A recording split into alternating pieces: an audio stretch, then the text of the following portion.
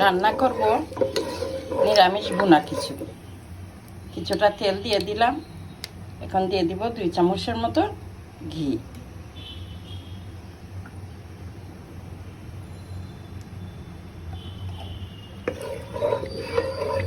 এখন ফোড়নে দিয়ে দিব 5 ফোড়ন, ছোটো এলাচ, শুকনা মরিচ, দারচিনি, লং আর তেজপাতা।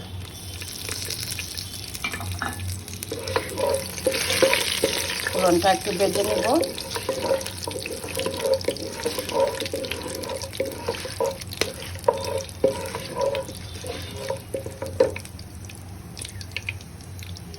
এখন দিয়ে দিব গ্রেট করা কিছুটা আদা কুচি।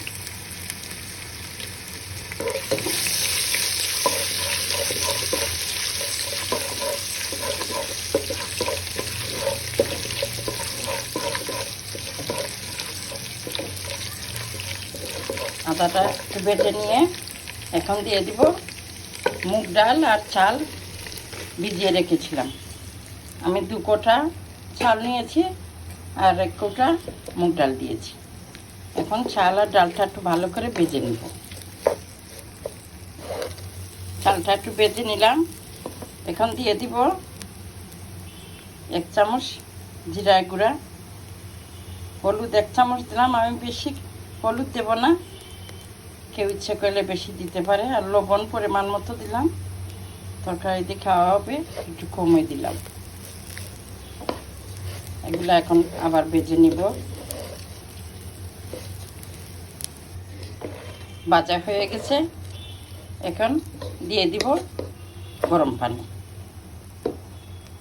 আমি যতটুকু চাল নিয়েছি তার ডাবল পানি দিব।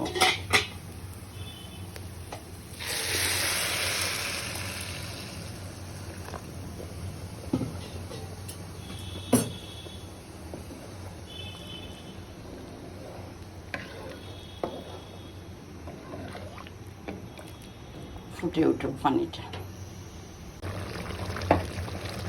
চালটা পানিটা শুকিয়ে গেছে। এখন দিয়ে দিব 1 চামচের মতো চিনি আর দিয়ে দিলাম ভাজা বাদাম। এখন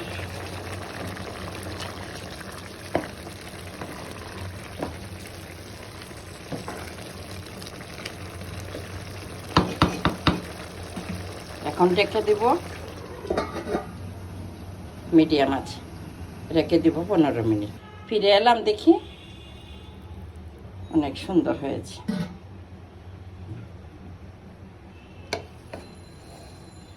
চাল ডাল সিদ্ধ হয়ে গেছে, সুন্দর হয়েছে, ঝরঝরা হয়েছে। এখন দিয়ে দিলাম 3-4টা কাঁচামরিচ আর কিছুটা ঘি। 2 চামচের মতো ঘি দিয়ে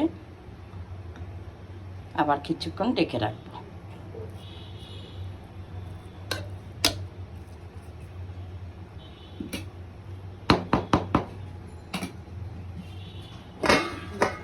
আর 1-2 মিনিট ডেকে রাখবো।